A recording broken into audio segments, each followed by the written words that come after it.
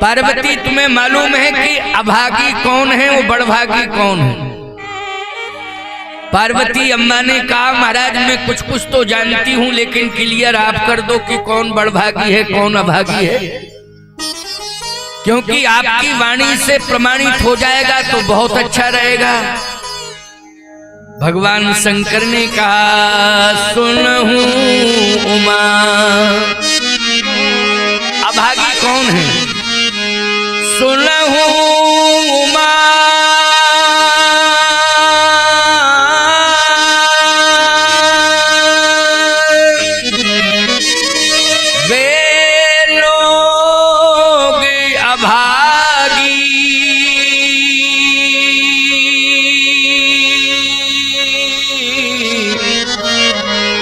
हरि तज हूँ विषय अनुरागी। भगवान शंकर ने कहा मेरा तो एक ही मंतव्य है, जो भगवान से दूर है वही अभागी है।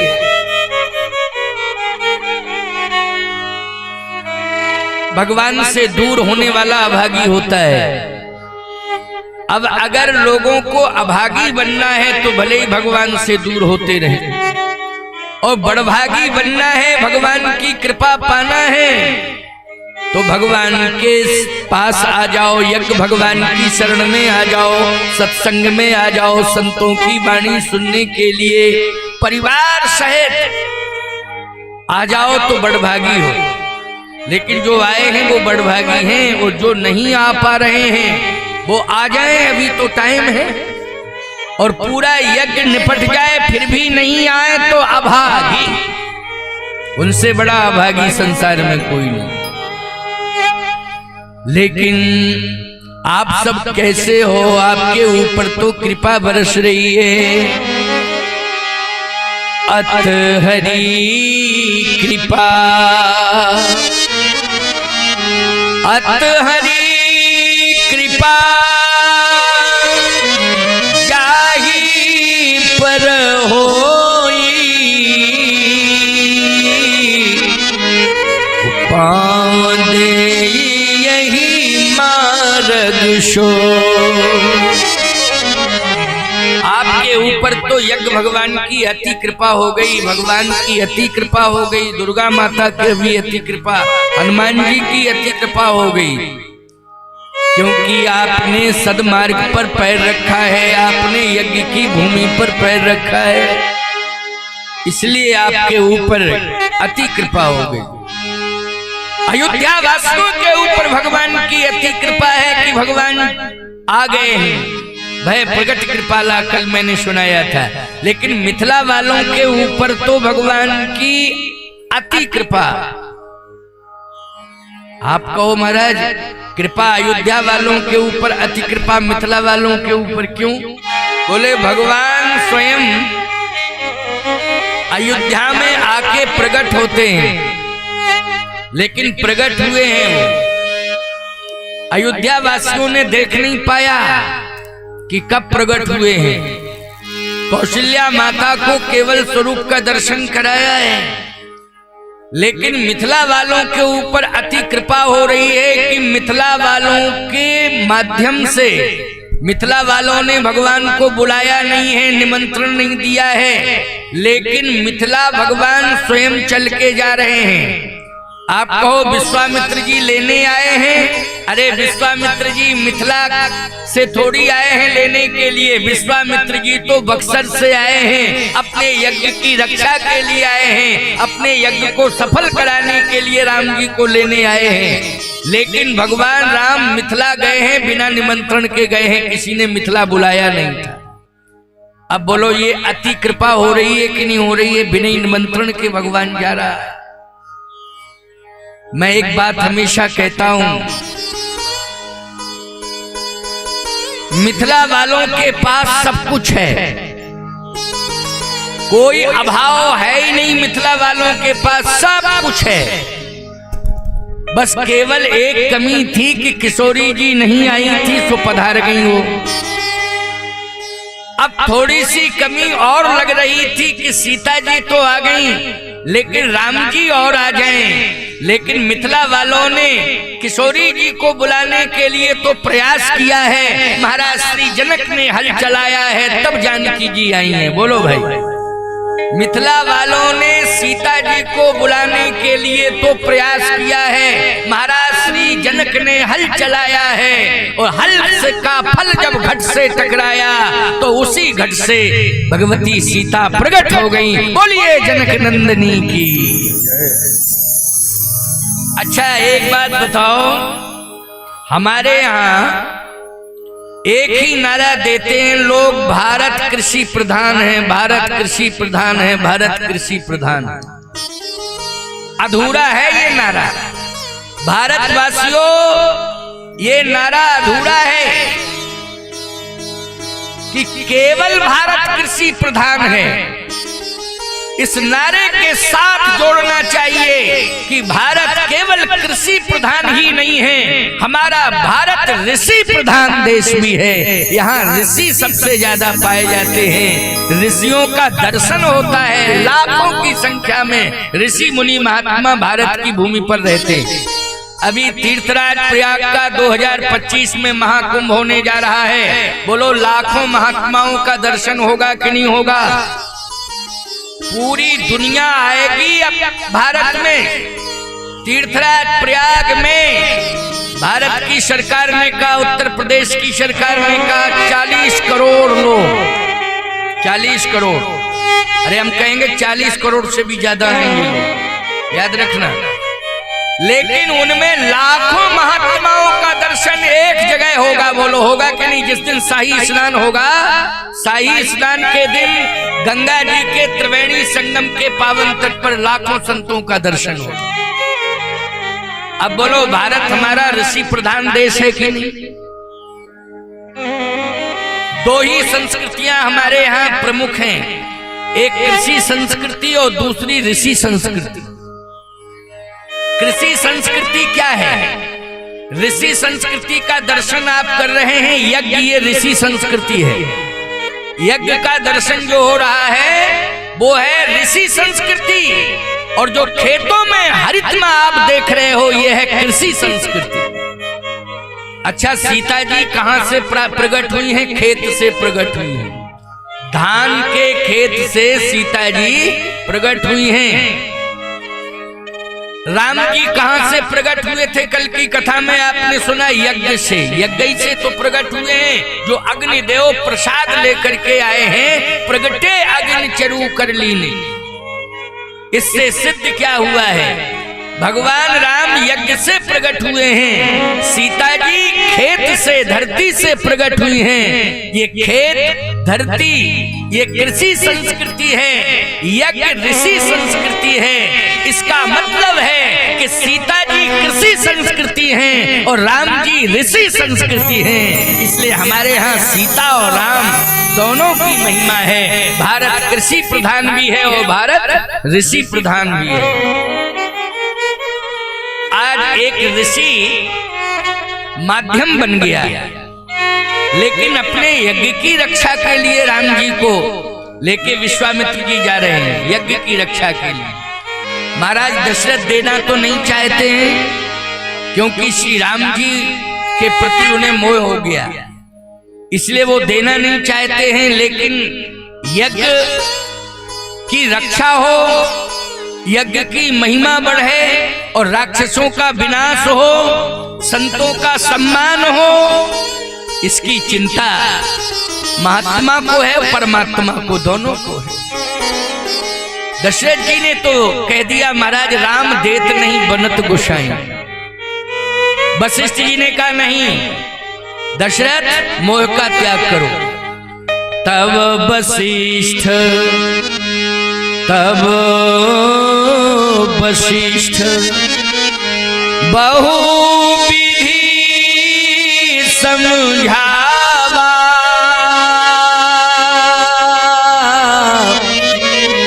नृप संदेह नाश कह पावा। वशिष्ठ जी ने समझाया, विश्वामित्र जी भी बोल पड़े, देहो भूप मन हर्षित उत्तजहु मोहे अज्ञान, धर्म सुजस प्रभु इन कह तुम कह अति कल्याण। यज्ञ की रक्षा के लिए राम जी को दे दो। अच्छा भैया, विश्वामित्र जी ने अकेले राम को मांगा है कि राम के साथ लक्ष्मण को भी मांगा है? नहीं, राम के साथ लक्ष्मण का नाम नहीं लिया है, लेकिन संकेत क्या है? अनुज समेत देहु रघुनाथ, अनुज समेत देहु रघुनाथ,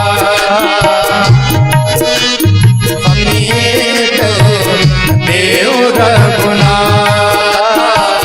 निश्चर बदनी ओ वसनाथ, निश्चर बदनी ओ वसनाथ, निश्चर बदनी ओ वसनाथ, निश्चर बदनी ओ वसनाथ, अनुज समेत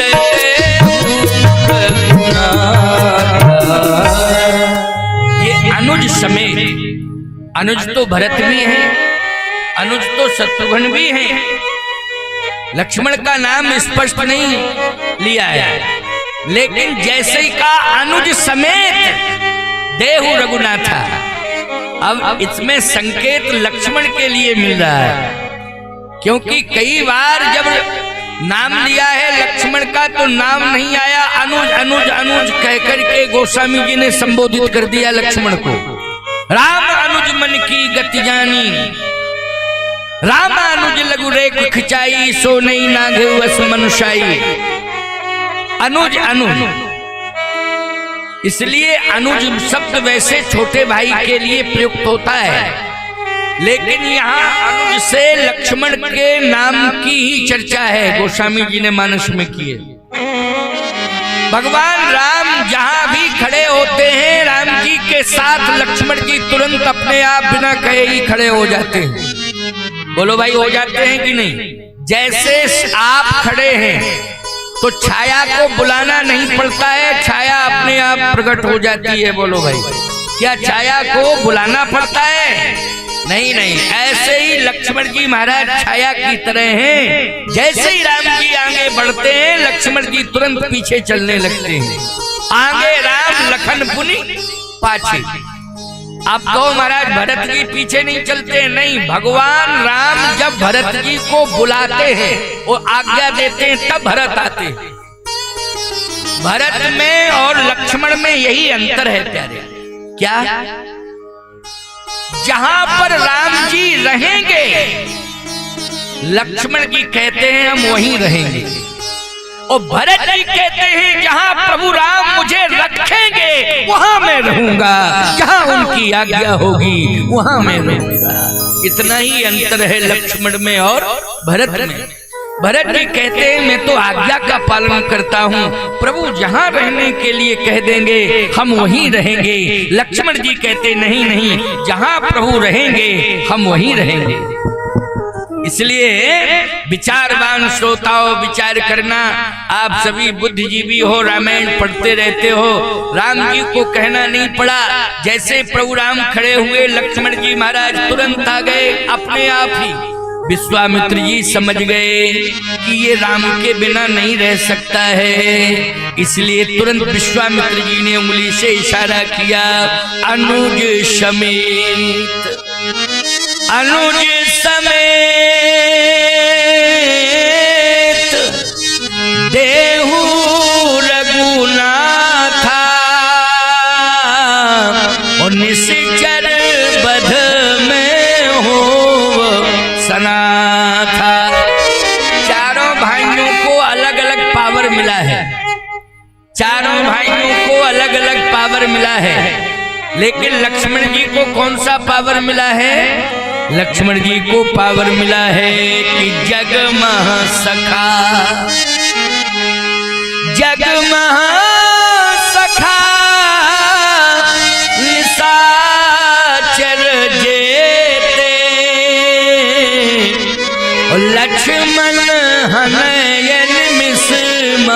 देते। लक्ष्मण जी को ये पावर मिला है कि जितने भी राक्षस हैं, भगवान राम तो भ्रकुटि विलास सृष्टि लय होई, ये पावर भगवान राम में है।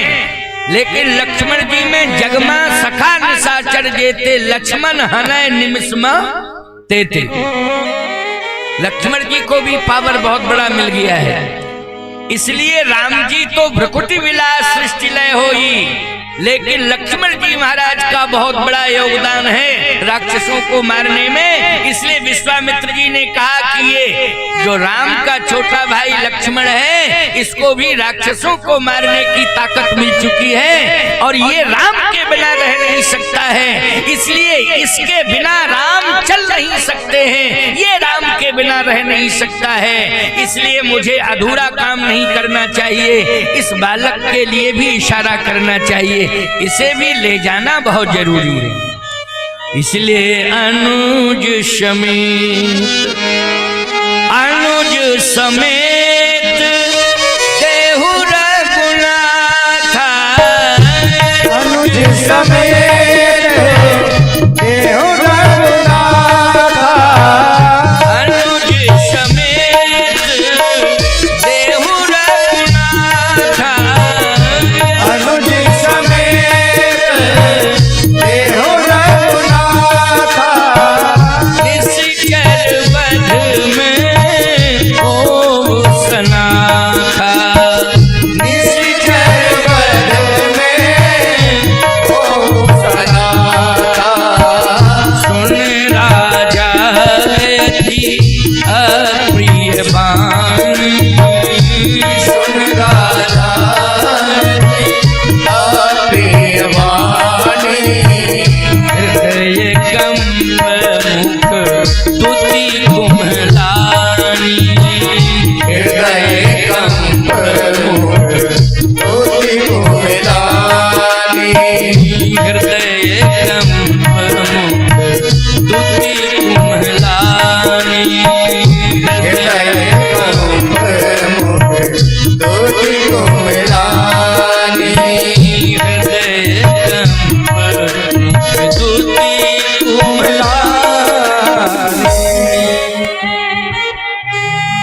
दशरथ जी महाराज का चेहरा सूख गया, उदास हो गए।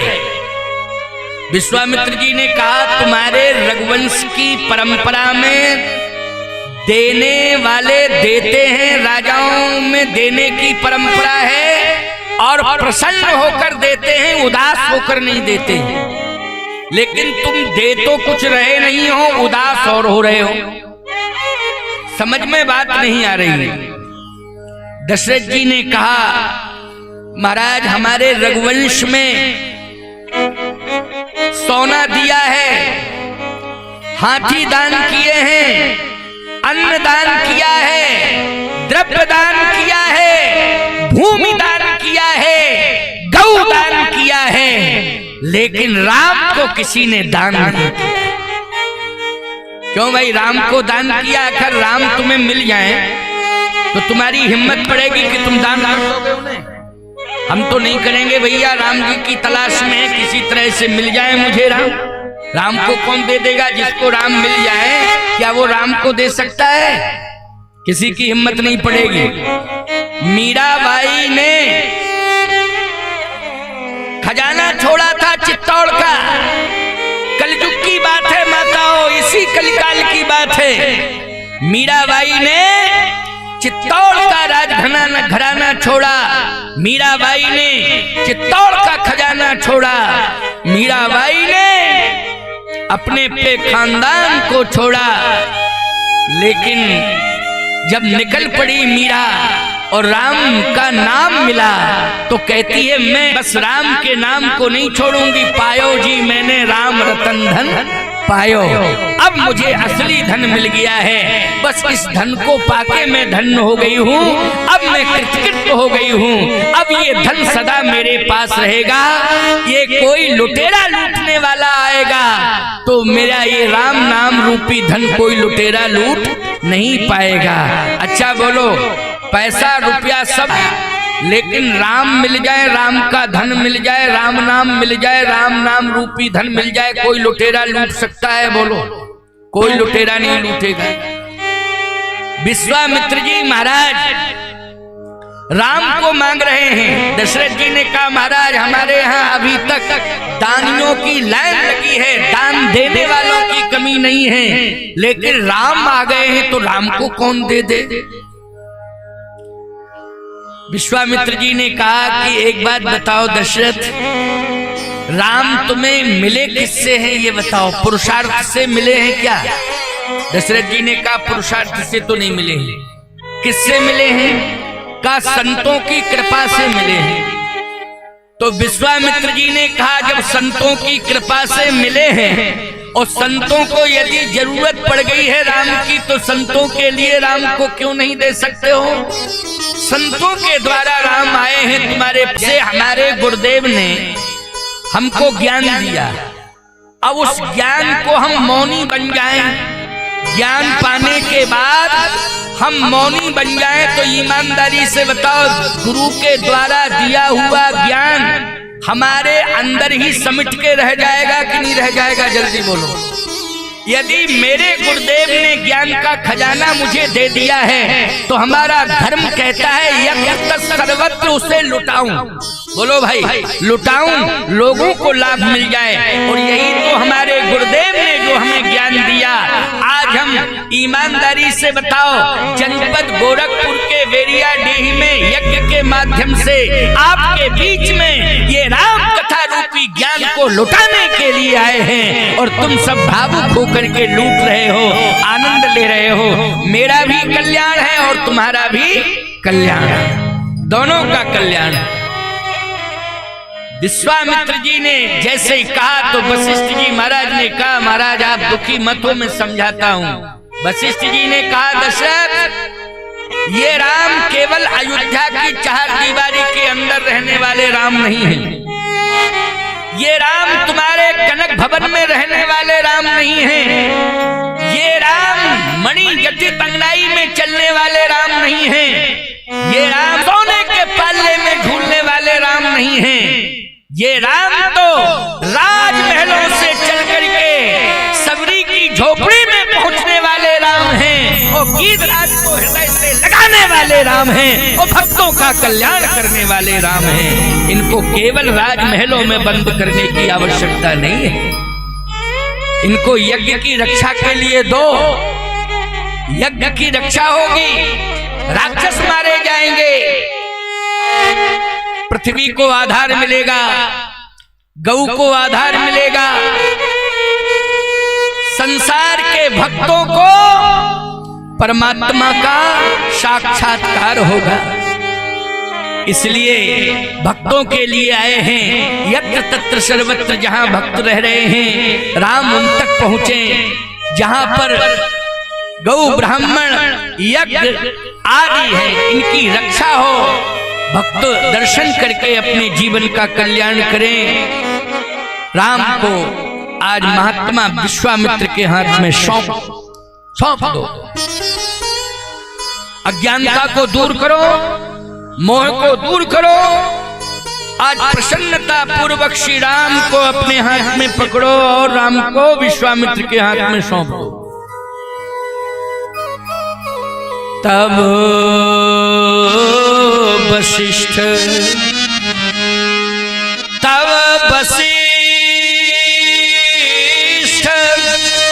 बहुविधि समझावा, नृप संदेह नाश कह पावा।